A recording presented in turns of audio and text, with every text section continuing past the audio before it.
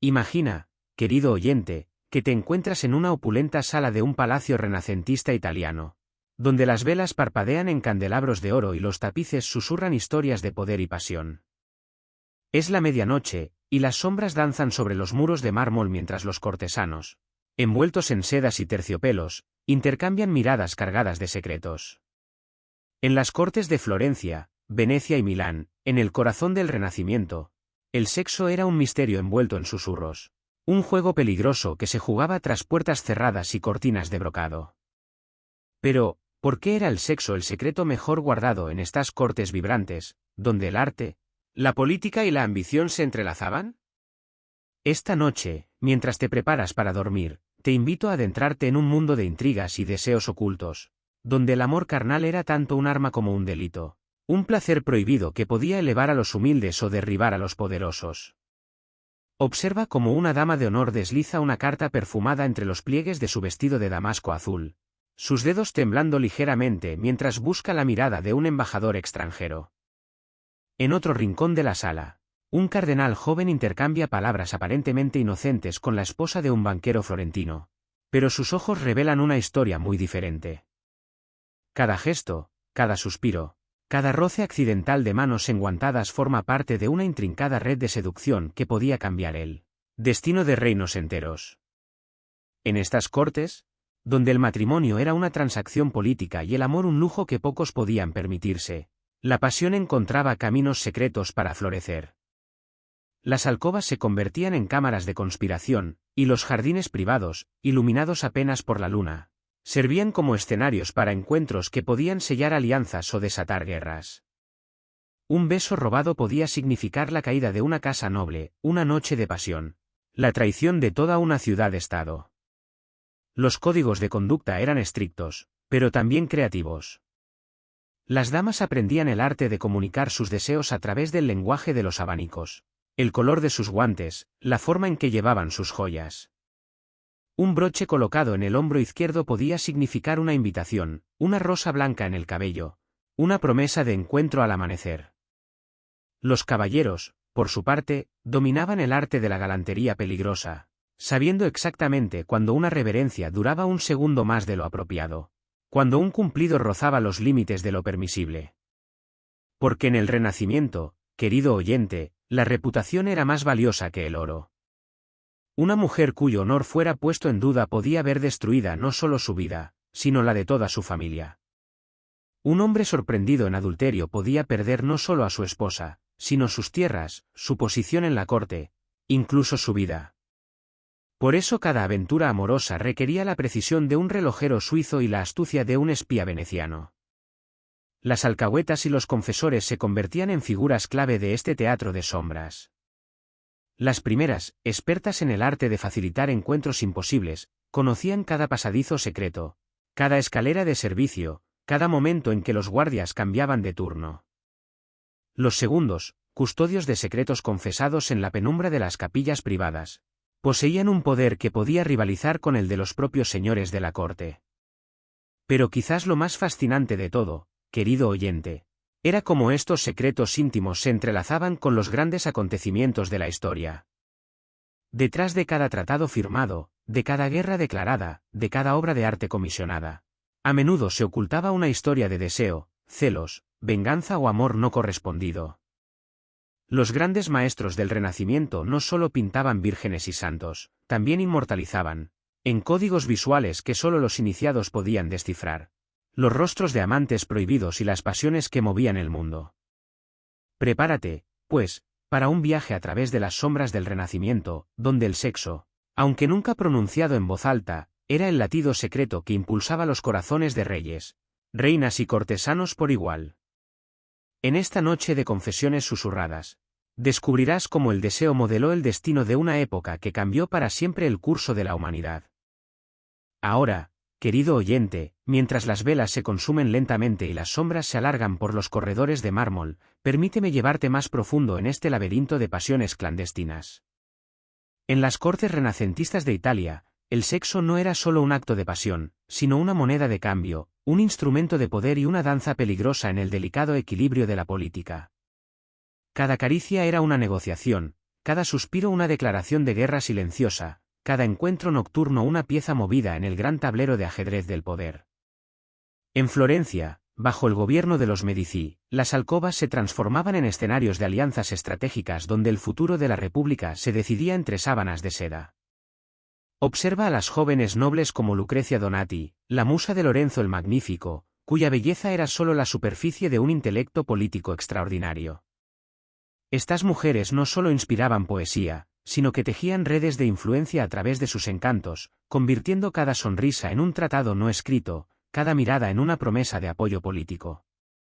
Se susurraba en los jardines del Palazzo Medici que Lorenzo, en su juventud ardiente, mantenía un romance secreto con Lucrecia, una relación que, aunque nunca confirmada públicamente, fortalecía los lazos entre familias poderosas como hilos invisibles de oro. Sus encuentros, camuflados como discusiones sobre arte y filosofía, eran en realidad cumbres diplomáticas donde se decidían matrimonios ventajosos, préstamos bancarios favorables y apoyo militar en tiempos de crisis. Cada beso robado en la penumbra de una capilla privada era, en esencia, la firma de un contrato que podía cambiar el mapa político de Italia. En Venecia, la Serenísima República había perfeccionado el arte de convertir la seducción en una institución casi oficial. Las cortesanas, como la legendaria Verónica Franco, elevaban el arte de la seducción a una profesión no solo respetada, sino indispensable para el funcionamiento del poder. Estas mujeres extraordinarias, cultas en latín y griego, versadas en filosofía y política, usaban su intimidad como una llave maestra que abría las puertas más cerradas de la diplomacia veneciana. Imagina a Verónica recibiendo en su palacio a embajadores extranjeros, comerciantes poderosos y nobles venecianos, todos buscando no solo placer, sino información privilegiada. Su alcoba se convertía en una sala de espionaje elegante, donde los secretos de Estado se intercambiaban entre caricias expertas y conversaciones brillantes. Pero incluso estas relaciones, aparentemente abiertas en la liberal Venecia, debían mantenerse bajo el velo del secreto, pues la Iglesia vigilaba con ojos severos, y un paso en falso podía significar la excomunión o algo peor. Sin embargo, no todos los encuentros eran tan calculados o refinados. En Milán, bajo la férrea dinastía de los Sforza, los rumores de amoríos prohibidos entre cortesanos y clérigos circulaban como viento de tormenta por los pasillos del Castello Sforzesco. Un ejemplo particularmente escalofriante es el de Gian Galeazzo Sforza, cuyo matrimonio político con Isabel de Aragón se convirtió en una farsa dolorosa plagada de especulaciones sobre amantes secretos que influían directamente en sus decisiones políticas más cruciales. Los cortesanos observaban con fascinación morbosa cómo ciertos clérigos jóvenes ganaban influencia inexplicable sobre el duque, cómo determinadas decisiones militares parecían beneficiar misteriosamente a familias específicas, cómo las audiencias privadas se extendían más allá de lo apropiado. Estos affairs, aunque solo susurrados en confesión o en los rincones más oscuros de las cocinas del palacio, eran cuidadosamente documentados por espías al servicio de cortes rivales, creando un archivo de escándalos que podía utilizarse como munición política cuando fuera necesario. La sociedad renacentista vivía esta contradicción perpetua, impregnada de ideales humanistas que celebraban la belleza y la pasión humana, pero atada simultáneamente a una moral católica que condenaba cualquier expresión sexual fuera de los estrictos límites del matrimonio sacramental. Y aun dentro del matrimonio, el sexo debía ser discreto, procreativo, desprovisto de placer excesivo. Esta tensión creaba un ambiente de hipocresía sofisticada donde los deseos más naturales se convertían en pecados mortales que debían ocultarse con la misma ferocidad con que se guardaban los tesoros más preciados. Así, estas cortes se transformaron en laberintos de dobles vidas, donde cada persona llevaba al menos dos máscaras, la pública, de virtud inmaculada, y la privada, de deseos ardientes y pasiones prohibidas. En este teatro de sombras, el verdadero poder no residía solo en títulos nobiliarios o riquezas materiales, sino en el conocimiento de los secretos más íntimos de otros, en la capacidad de navegar estas aguas traicioneras sin ahogarse en el escándalo. Pero incluso en este mundo de secretos perfectamente guardados, querido oyente, había momentos en que las máscaras caían de forma espectacular, cuando las pasiones reprimidas estallaban como volcanes y los susurros se convertían en gritos que resonaban por toda Europa. El punto álgido de estas intrigas llegó como una tormenta devastadora en 1478, en el corazón mismo de Florencia, con la conspiración de los Pazzi. Un evento que no solo marcó uno de los intentos más audaces de derrocar a los todopoderosos Medici, sino que también destapó de forma brutal los secretos sexuales que habían estado bullendo bajo la superficie dorada de la República Florentina. Imagina, si puedes, las semanas previas a esa fatídica primavera. En los salones del Palazzo Pazzi, las conversaciones se habían vuelto cada vez más susurradas, los silencios más cargados de significado. Francesco Pazzi caminaba por los corredores de mármol con la agitación de un hombre poseído, sus ojos brillando con una mezcla de ambición política y algo mucho más personal, mucho más visceral. Se rumoreaba en los círculos más íntimos que Jacopo Pazzi, el patriarca de la familia y cerebro real de la conspiración, estaba motivado no solo por la ambición política de destronar a los Medici, sino por rencores personales ligados a un amor prohibido que había envenenado su alma durante años. Según los cronistas más discretos de la época, aquellos que escribían en códices secretos destinados solo a los ojos de futuros historiadores, una joven cortesana llamada Giulia había sido el centro de una tragedia amorosa que rivalizaba con las obras de los grandes dramaturgos. Esta mujer extraordinaria, de belleza tan legendaria que los poetas la comparaban con Venus, había sido amante tanto de Jacopo Pazzi como de Lorenzo de Medici, navegando entre ambos hombres poderosos con la gracia de una bailarina y la astucia de una espía. Giulia no era una cortesana común. Educada en convento hasta los 15 años, hablaba latín fluido, recitaba a Ovidio de memoria y componía sus propios versos. Su salón se había convertido en punto de encuentro para humanistas, artistas y políticos, un espacio neutral donde supuestamente las rivalidades familiares se suspendían en nombre del arte y la filosofía.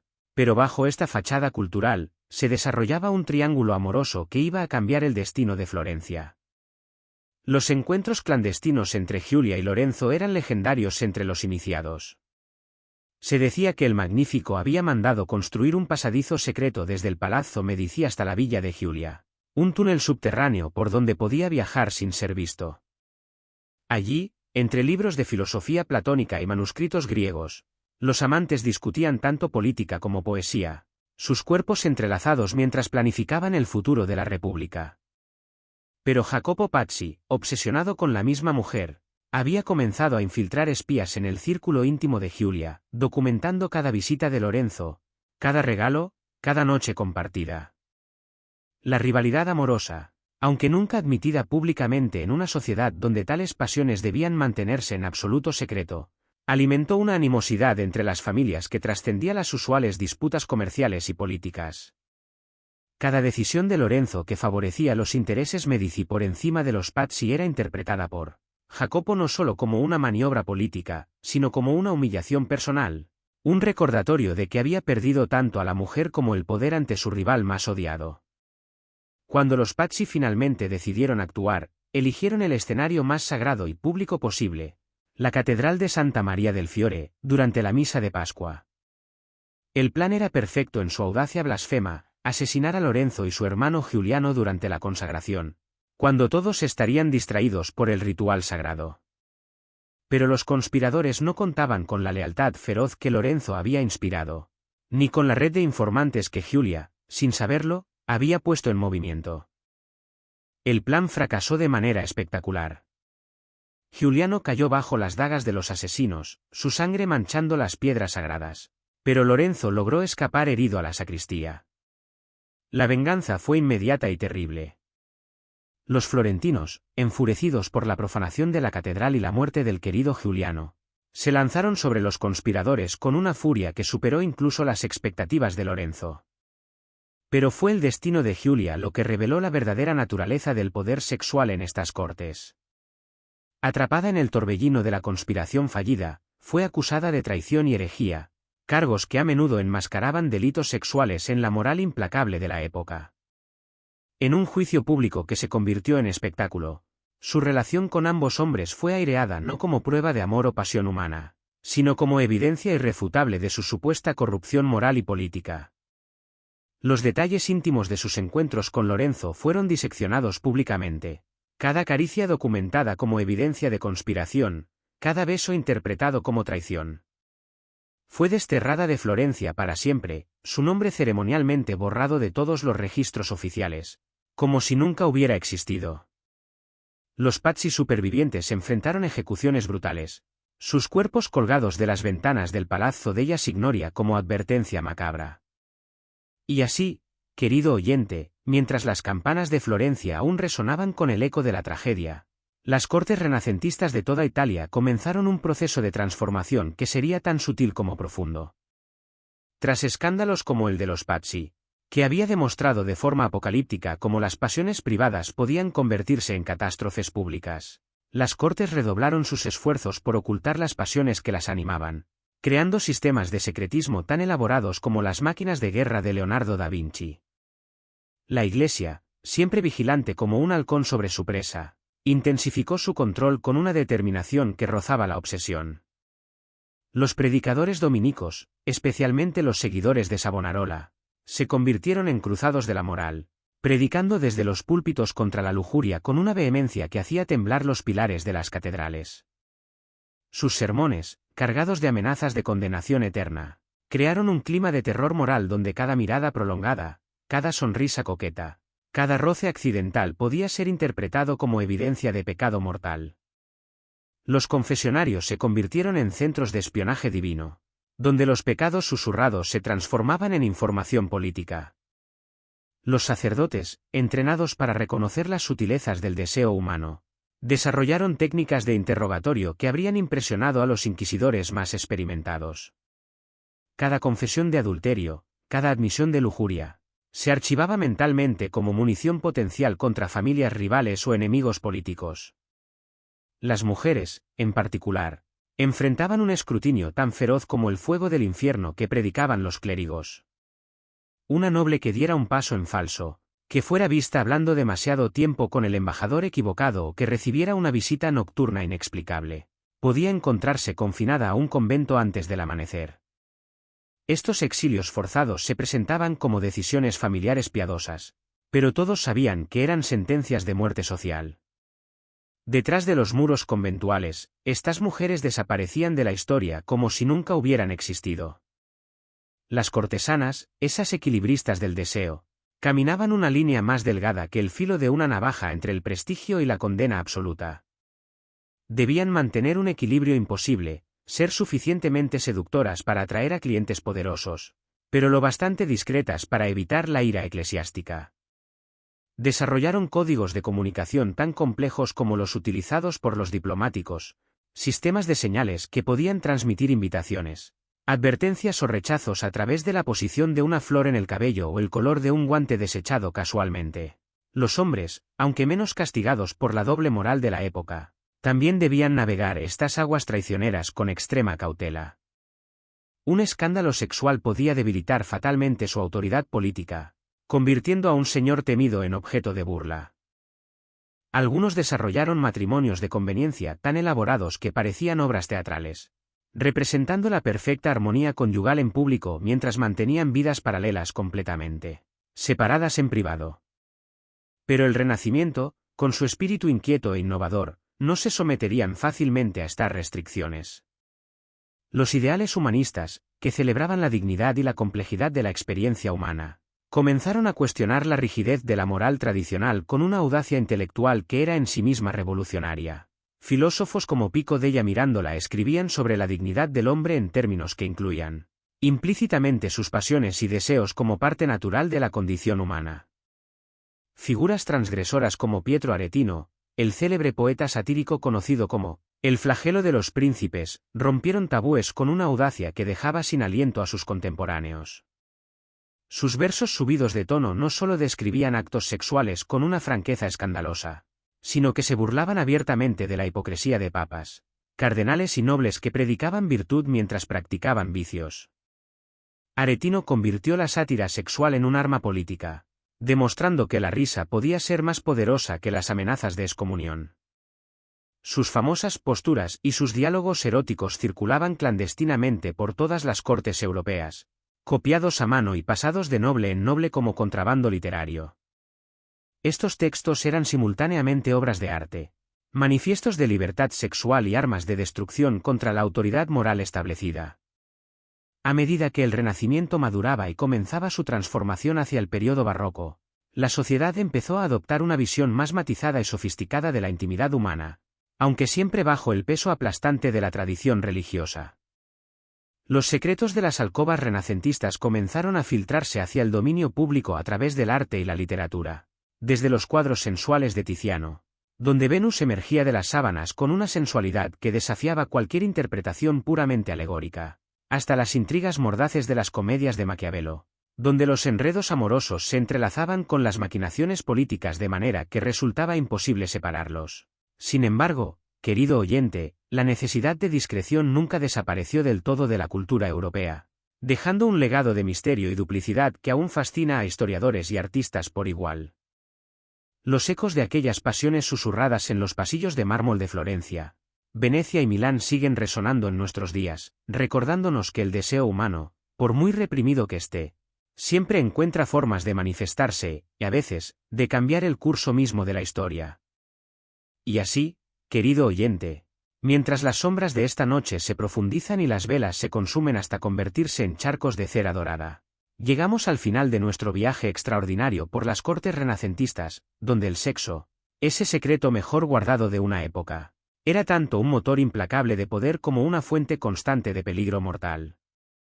Las pasiones que ardían como brasas incandescentes tras los muros de los palacios de Florencia, Venecia y Milán no solo dieron forma a las intrigas bizantinas de su tiempo, sino que dejaron una huella indeleble en nuestra comprensión moderna del amor, el poder y la intimidad humana. Reflexiona por un momento sobre el legado extraordinario que estos hombres y mujeres nos han dejado. Cada tapiz que contemplamos en los museos de hoy, cada fresco de Rafael o cada escultura de Miguel Ángel, lleva entretejidos los hilos invisibles de aquellas pasiones prohibidas. Los mecenas que financiaron estas obras maestras no eran filántropos desinteresados, sino seres humanos complejos cuyos deseos personales, celos, ambiciones amorosas y venganzas íntimas moldearon el arte que consideramos la cúspide de la civilización occidental.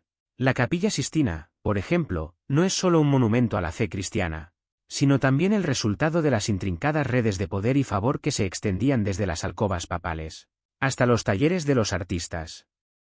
Cada figura pintada en ese techo sagrado emergió de un mundo donde el mecenazgo artístico y las relaciones íntimas se entrelazaban de manera inextricable. Miguel Ángel mismo, con sus amores controversiales y sus pasiones apenas contenidas, plasmó en esas figuras divinas toda la tensión sexual y espiritual de su época. Los palacios que hoy visitamos como turistas admirados fueron escenarios de dramas pasionales que rivalizaban con las obras de Shakespeare. El Palazzo Vecchio de Florencia, donde ahora los guías turísticos recitan fechas y nombres ilustres, una vez resonó con los pasos sigilosos de amantes clandestinos, con las lágrimas de mujeres traicionadas, con los susurros de conspiradores que planeaban asesinatos motivados por celos amorosos.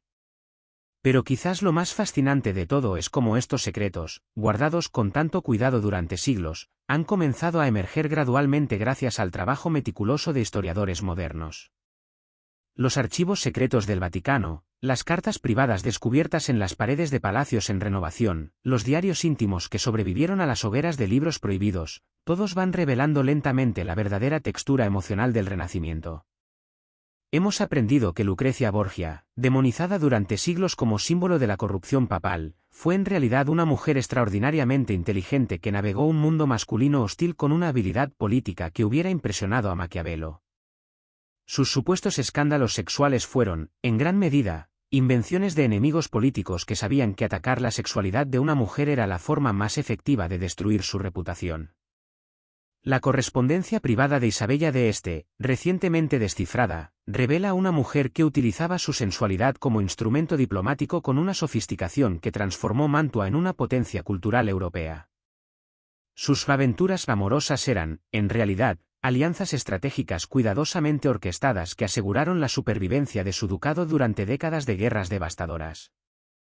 Incluso Leonardo da Vinci, el genio universal, emerge de estos archivos como un hombre cuya sexualidad, aunque cuidadosamente oculta, influyó profundamente en su arte.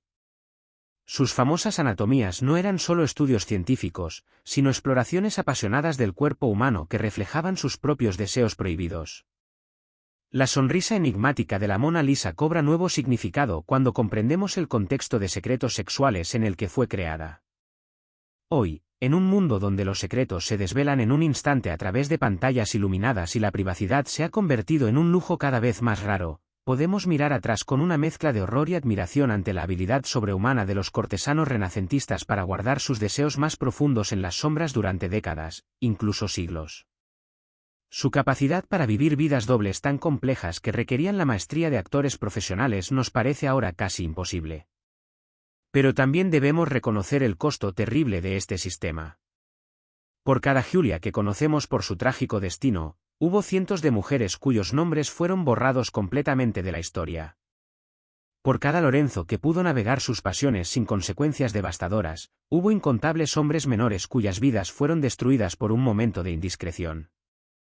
El Renacimiento nos enseña que la represión sexual, lejos de eliminar la sexualidad, simplemente la convierte en una fuerza más poderosa y peligrosa.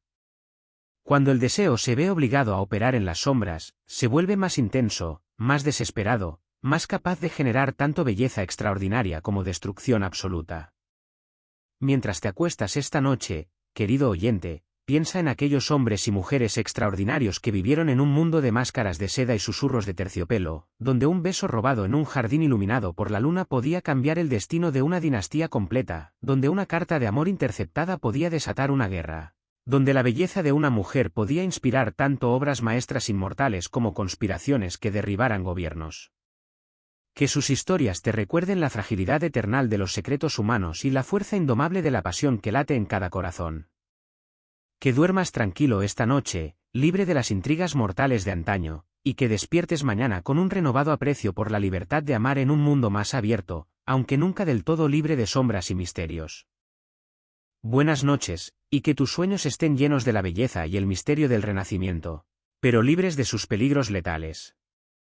Hasta la próxima ocasión, cuando volvamos a explorar juntos los oscuros rincones fascinantes de la historia humana, donde las pasiones privadas moldean el destino público de la humanidad.